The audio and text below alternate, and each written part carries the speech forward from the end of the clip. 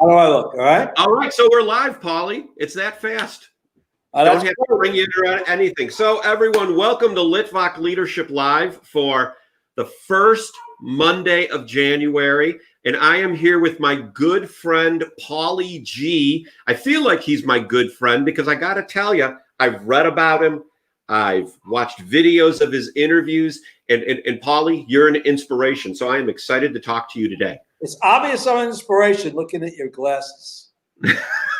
So let me throw Paulie's website up so everyone knows that I am a native from the Chicagoland area. And, you know, I am a self-described pizza snob. But I got to tell you, I've never had Paulie's Pizza because I don't live in a city where it is. So next time I go to Chicago, I've got to go to Logan Square to have some Pauli Gee's Pizza. So, Paulie, I got to ask you first. Well, wait a minute. Before we go any further, I'm sorry. Yeah. Pretty soon you'll be able to go to Wicker Park as well to get Pauli Gee's Pizza. Oh, there's going to be one in Wicker Park. Get some slices there. Okay. The empire expands. It's not an empire. It's not my empire. It's my buddy Derek's empire. Well, and we're going to talk about that too. So, first of all, since this is Litvak Leadership, tell me, how do you define leadership? Doing what I love to do and having other people who think they'd love to do it too follow me. And tell people that they should be doing what they love. That's it. You asked me a question, you know, that I'd have to think about much longer than that to come up with a really good answer. So I'm throwing that out there for now, all right? So how do you surround yourself with people that love what you love? They find me. The people that love what I love find me.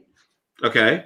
See, the people that I've helped open up other pizzerias, they found me. They wanted to talk to me about what I did and ask me advice, and so they come to me. So that's how, you know, I found that in life, the people I like the most are the people who like me.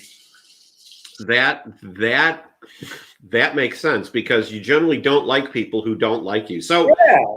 So when you were growing up and you were in the corporate world, you know, when you talk about people liking you and people not liking you, did you get along well with your coworkers, or were you kind of the wild hair that people looked at and said, "There goes Paulie again"? I think that there was some of each. Okay. I got along with the ones who liked me, who would rather be listening to music and eating pizza and other food rather than sitting there at the computer. We had great lunches. Lunches rarely lasted an hour in my corporate life.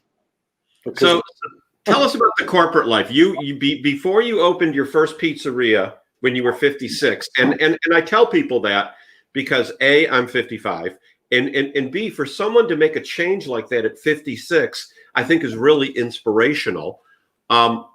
What led you to do that after 30 years? I learned a lot in my late 40s, early 50s, okay? I learned if you keep doing what you're doing, you're going to keep getting what you're getting. And I wasn't getting what I really wanted, okay? I learned that all by being an Amway distributor, okay? My wife and I were Amway distributors, and it didn't work out, but it was the most valuable experience we've ever had in our life because it taught us how to believe in ourselves and how to make commitments. And it taught me, it showed me that by looking at other people who were doing what I wanted to do, it would give me the belief that I could do it, okay? And that gave me the courage to make this change. Now, it was a little easier for me because at that point, my children were a little older, and, you know. Yeah. But that's all of those things gave me the courage. It also taught me that when you're working for somebody else, you're working for somebody else's dreams. And I knew this all along. I would sit at work and, you know, I do my job, but I was competing with people who loved what they were doing. What I was doing was work that I chose because it was supposed to be the future. What I chose, which was like in 1980. Okay. I went down that path, but I didn't realize at the time that in order for me to be really good at it, I had to have a propensity for it, right? And I wasn't a geek. I really wasn't a geek. And I was competing with people who were. So Right. in progress, I climbed the corporate ladder for a while, but I started plateauing because there were things that I had to do that I wasn't excited about doing, that I didn't like doing. And Like what? just, I don't know. Staff meetings, for one. Thank you, Mr. G. Things like that, putting documents together and papers. And speaking in front of people, believe it or not, I hated speaking in front of people in the corporate world. I was in corporate IT. You know why I hated speaking in front of people? Because I wasn't speaking about something that I was excited about. I was speaking about something that they were paying me money to speak about.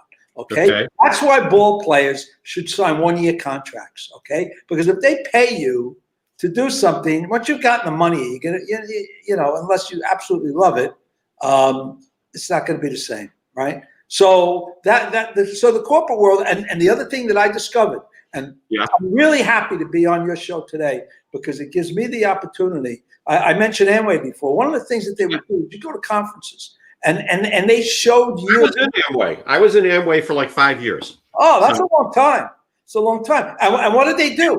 They marched out people who talked about how they got where you wanted to be. And they gave you the belief that it was possible. Did they march out people who failed at it? Absolutely not. So I'm excited now because I'm hoping that there are people who can watch me and say, hey, look at that. Paulie did that. He was in the corporate world. He wasn't happy. And he was able to, walk away from it and, and have a wonderful life.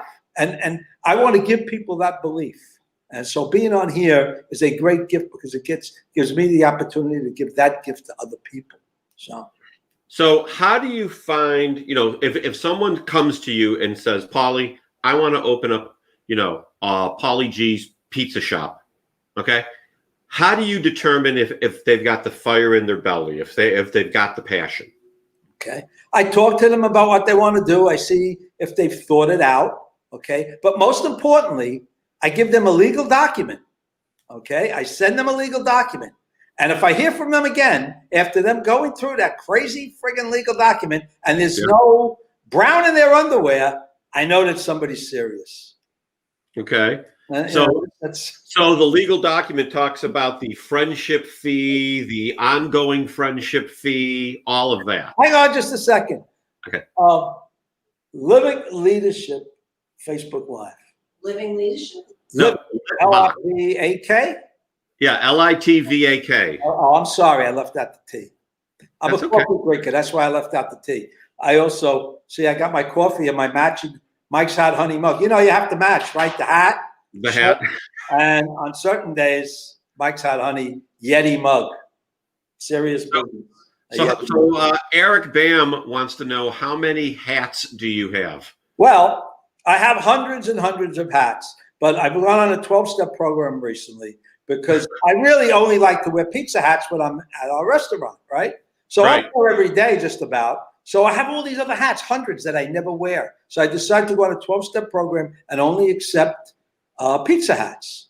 Okay. And I have, if you go to answer that question perfectly, except for the 2 I have sitting on deck, you go on to Pauli Gee's Pizza Hat Project on Instagram, which, by the way, if you could please just post at Pauli Gee and at Pauli Gee's Slice Shop, the way you posted my website, that would be cool, somewhere along the line.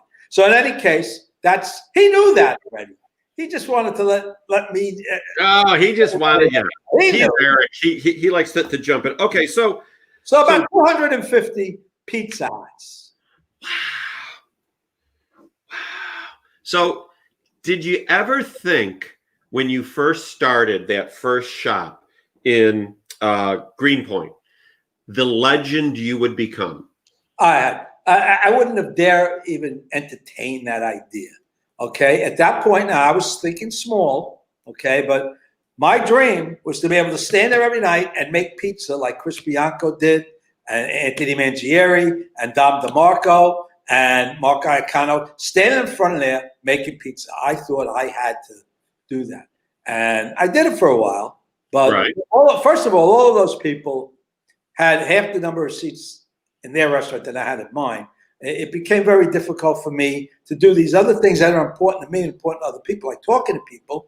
Okay, so eventually I got to do that, but at that time I just wanted to pay off the bills I had, or at least pay off, a little bit of them. And this never really. It's funny. I laugh about it. My family laughs about it. About like we're in another city or something, and somebody spots me. They call that a B sighting. It's bizarre. It's just bizarre. No, I never ever dreamed of that. Okay, and I don't know if I would have tried to do that. I don't know what would have happened.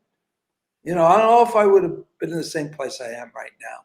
I was just trying to be myself. That was the thing that's beautiful. First of all, very important. And I hope that there are people out there who are like me and a mentor. Be the boss and not have a boss. Okay, I hope you make that opportunity for yourself, because that was the most amazing discovery I had. Once I realized that. See, all I was doing is what I love to do. And when I did what I love to do, things went well. I love to cook for people. Okay, I love to play music for people, and I love to talk to them.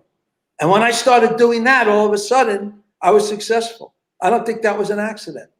Well, and when I was reading about you, because I know you're kind of a guerrilla in interview, so I wanted to be prepared. It talked about how you had brought in your own pizza oven. You built one first at your home for parties you hosted before you ever opened up the store. Tell us about that. Well, I didn't build it as a hobby. Okay. I built, when I determined that I wanted to open up a pizzeria, that's when I built the oven. That was the sole purpose. Okay.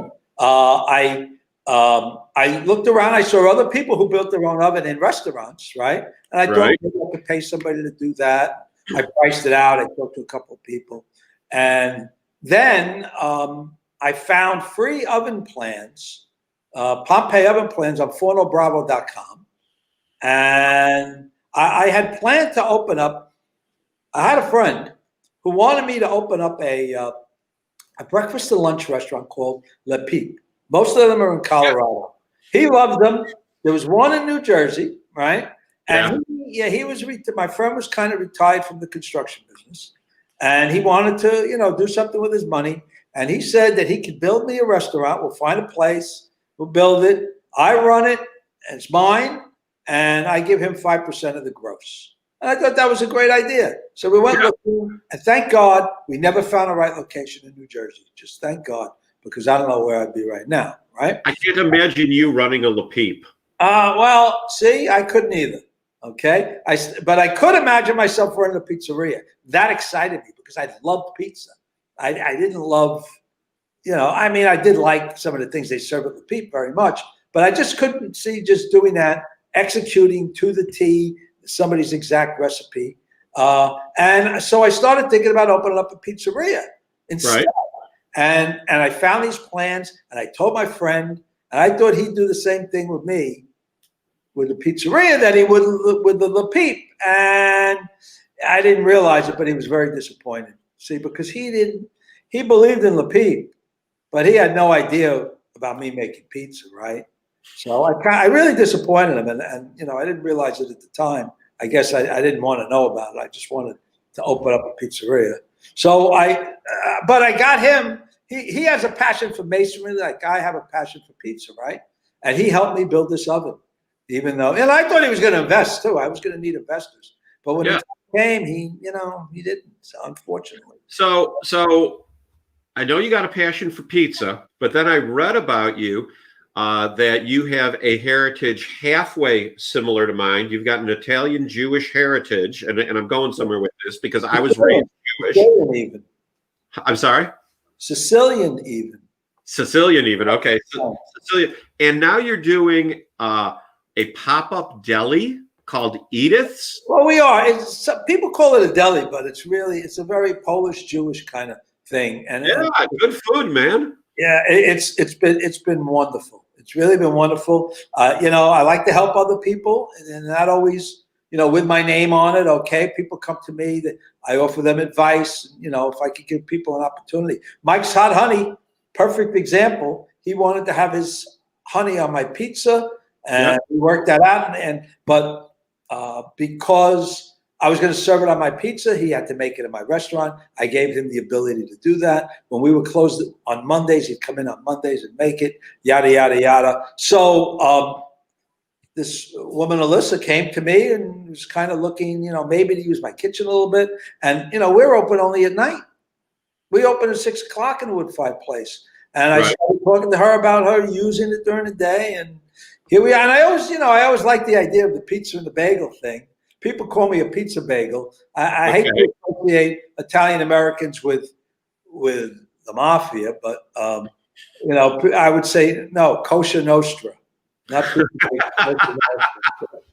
So, but in any case, it's been wonderful. They make great stuff. It's been. Do they make homemade kishka there? Kishka? I don't Kishka. Kashavan? How do you say that? I don't know. I forget what kishka is. It's stuffed cow intestine. Oh. And it's got potatoes and beef fat. Wow. I know, and it's got other stuff. I don't know how that's going to go over in North Brooklyn. I'm not sure. But they make a lot of other Jewish things I can't pronounce. Some kind of, I don't know. I forget. Rugula? Huh? Or do they make rugula? No, they don't make rugula, but they make all these other things. They make, they make great latkes. Latke, yeah. Fresh. It's really good. Yeah, latkes are good. But the idea there was I gave somebody the opportunity, and they were going to open up. They were talking about opening up in Chicago after this little pop-up. And the pop-up became so popular that we just kept it going. And now, they're looking for a space here in Brooklyn, in North Brooklyn. That's awesome. So you've been called a guerrilla social media marketer. Tell us about it. No. Well, maybe that's what they call me. Guerrilla marketeer extraordinaire. Okay. Guerrilla marketeer. Okay. Talk about that. I was just looking for ways to get my name out there without trying to push.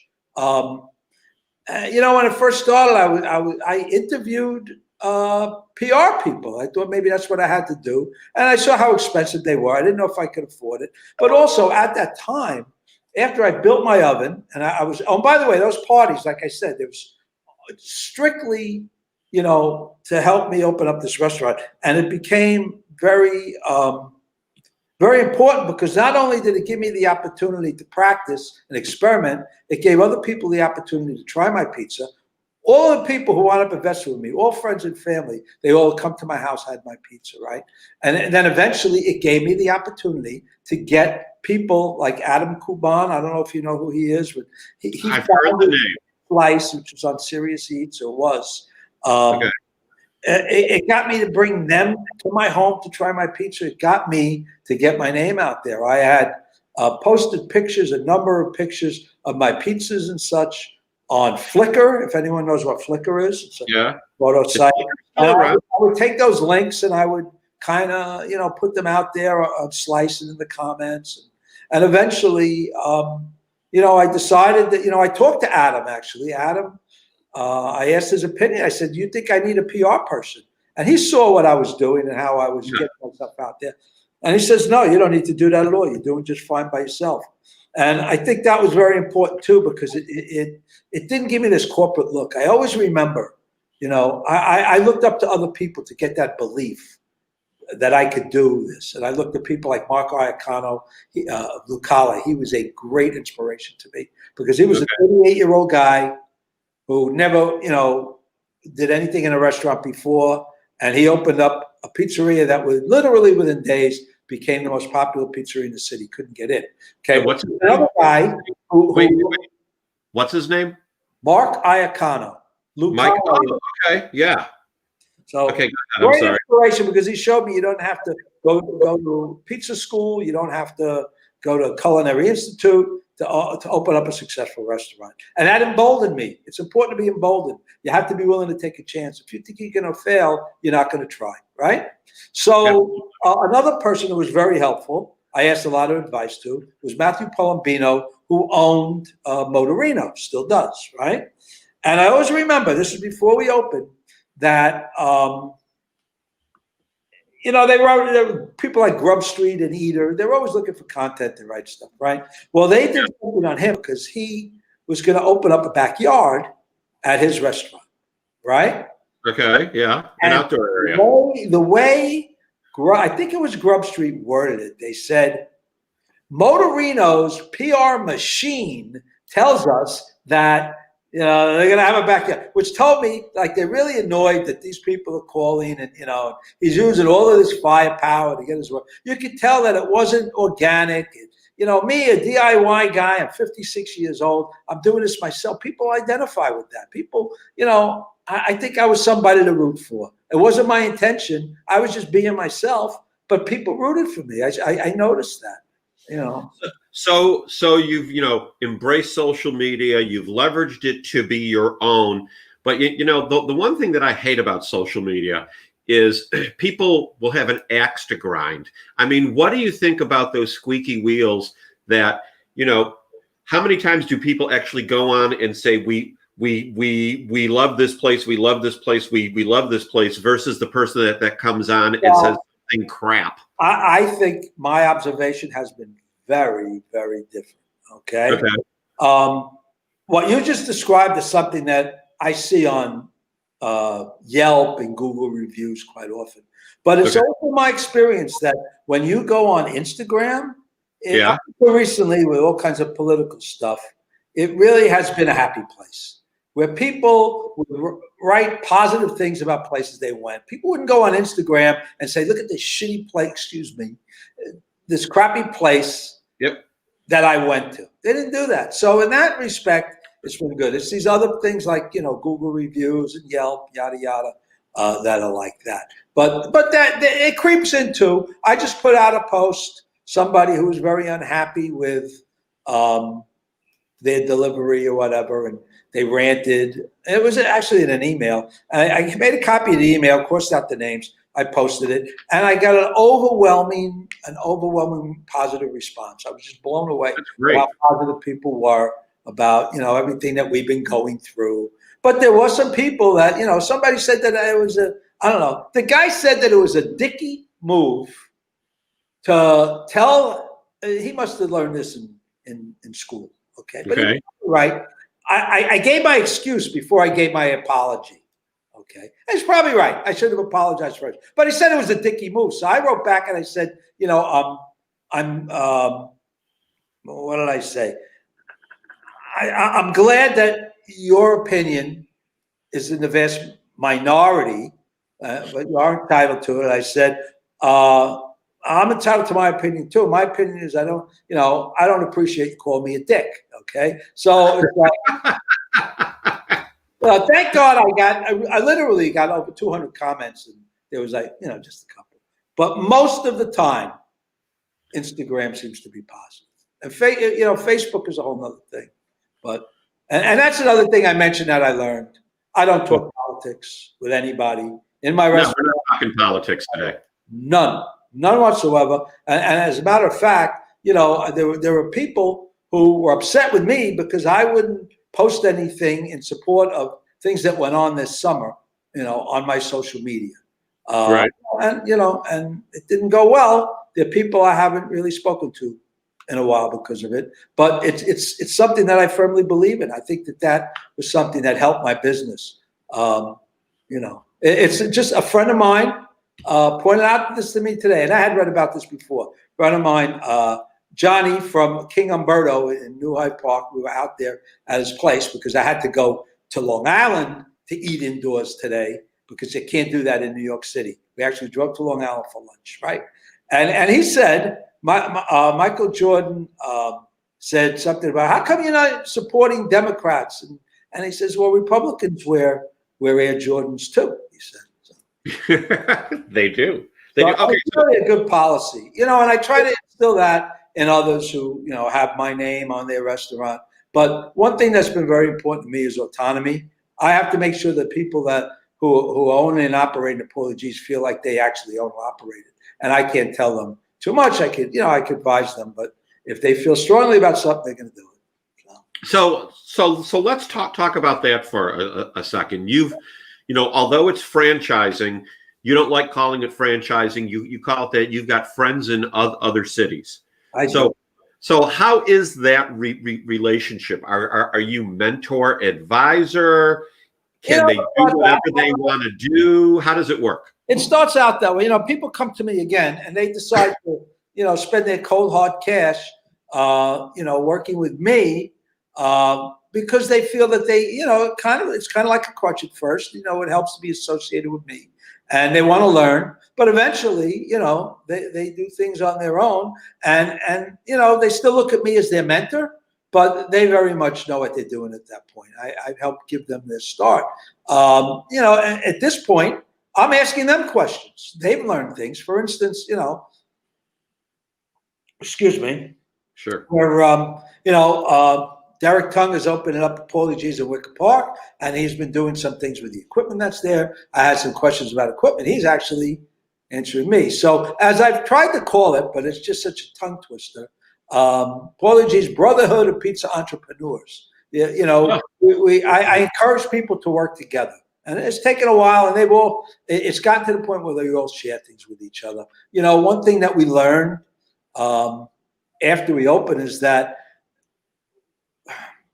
people think pizza, they think takeout and delivery.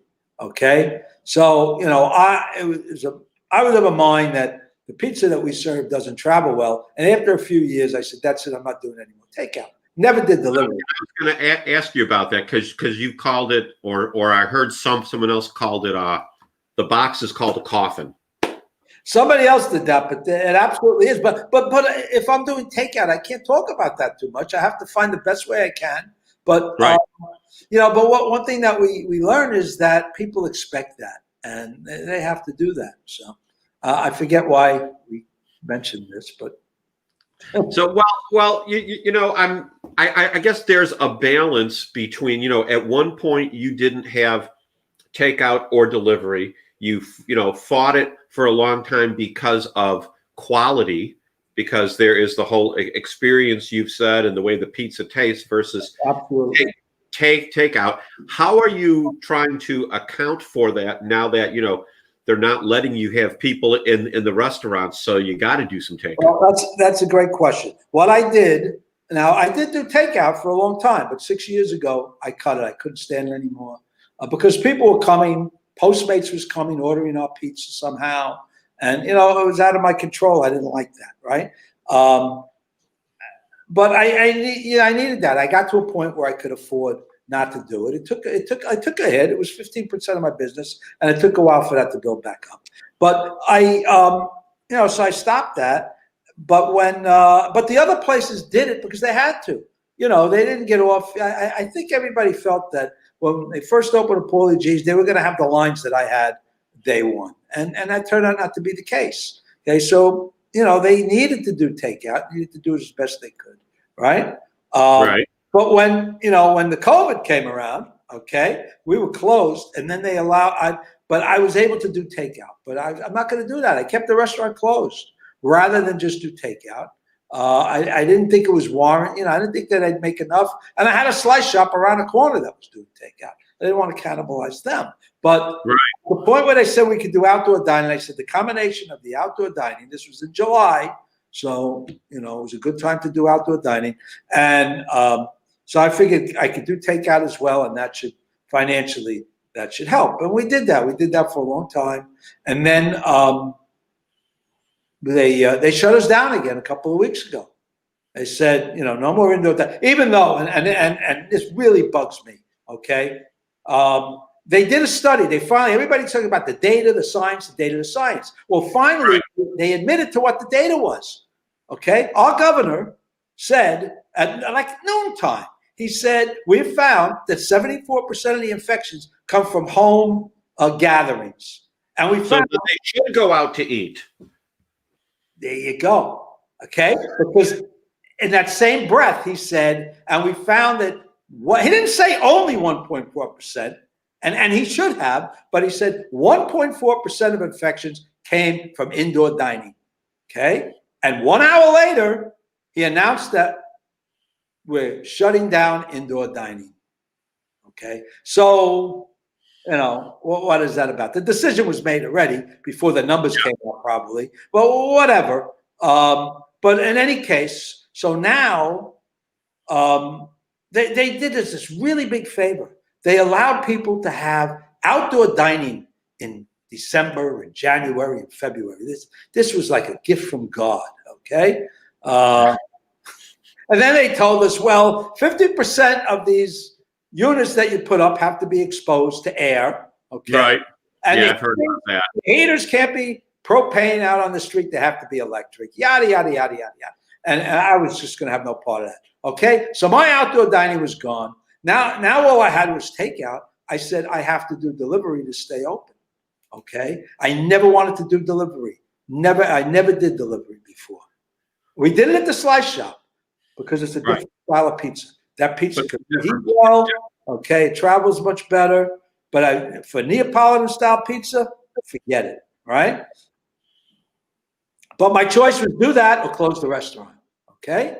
And we've been doing it for a couple of weeks now, and I absolutely hate it. You're putting your pizza in. So, it's one thing to do takeout where I know that somebody's getting the pie and they have it, after it's come out the door. But you don't know what's going to happen with that pizza. You know how many people take the box, they turn the freaking thing turn it sideways? And so what I did about it was a few hours ago, I decided that our wood-fired location is going to be closed until we have indoor dining again. See, it's a really big problem right now because indoor dining is difficult because we were allowed 18 seats in our wood-fired place. 18 seats? 18. Believe me, I wish I could fill those 18 seats. The only time we ever filled those 18 seats was on Friday and Saturday night at 8 o'clock. Okay. So has Eric come up with a perfect crust pizza liner that will keep your pizza warm the entire time that it's traveling? Eric has come up with a pizza liner that improves the quality of the pizza. One thing I did learn to do that I never did before. It's amazing how, when you're forced to do things, you do things that you're hesitant about before. Now, since we're only doing takeout pies, we don't slice our pies anymore. We send it out whole, and that helps too. That helps. Yeah. So that helps because the heat doesn't escape from more areas? No, what happens is when you cut it, a lot of the pies we have has post-oven ingredients, or even just the sauce that's on there. It creeps between between the slices, gets underneath, and it makes the pizza soggy. By doing this, it keeps all of the moisture above the crust. And who do you know that doesn't have a pizza cutter these days, right? Everybody. Everybody's got a pizza cutter. It's 2021. So Paulie, what do you have to say to people that are saying, well, when things get back to normal, then everything will be fine? You know what? We don't know. We don't know if they're going to get back to normal. I hope and pray, okay? I can't. Praying is not going to do anything about that as far as I'm concerned. I can only pray about the things that I can do. I pray for strength and wisdom. That's what I pray for.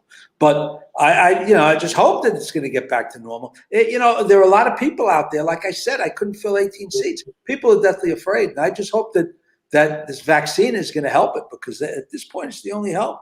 And, people are just, so that's what I say. Adobe is trying to remind me later. Hang on. Sorry. Uh-oh. Hang on. What? StreamYard. We're still there. What's it saying? Hang on. I'll be back in a second. No, you're still there. Oh, yeah. Well, you weren't. Okay. So, where were we? So we were talking. Yeah. This is the thing that frustrated me. Okay. What I have, okay, and I encourage other people to think about this too. I don't have a business. I don't view what I've done as my business. It's my life, okay. It provides me with income, okay, but it offered me, I've created an opportunity to do the things that I love. And two of the things that I love was playing music for people and having a conversation with them. That's why I thrive. I love when somebody wants to interview me for a podcast, or live stream, whatever, because I love to do that. And I've been robbed of that. Okay. It's that the slice shop is a little different. I have Drew Brown. He runs the place. It's right around the corner from me. I took a page out of Danny Meyer's book, That's, I decided I would open up a second place. I never wanted to do that, right? Because it's very important for you to be at your business for it to run properly. Okay. I mean, it doesn't even run properly when you're there. Imagine when you're not there. Okay. You know how many times I'm there and my oven has to run at 1,000 degrees. Yeah, people aren't going to care about it as much as you do. So, but in any case, if the slice shop was a little different, but the slice shop was a different labor of love because I made it an homage to the slice shops I went to, in the 60s and 70s. And I did the same thing. I'm a Yankee fan. The whole back of the place is a bar with 6 TVs and not one athlete other than the pizza man. Okay. It's not a Yankee. Okay.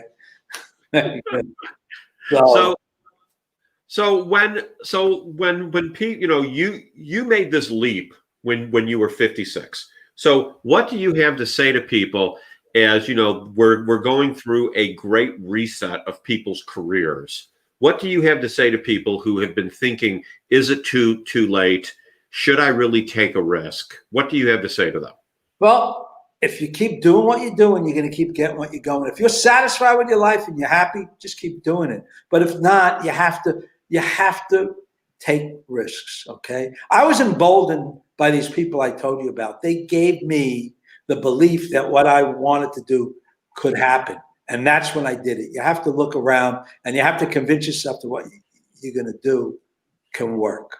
Okay. And that's what I say to them. And the other thing I say to them, life is not a dress rehearsal. Okay. And not to be predatory, but if you're thinking about doing something, unfortunately, there are opportunities out there where this could be an opportunity for you to start a business because of someone else's misfortune. But sometimes you have to make that bold choice. Okay. The thing that got me to do that was God.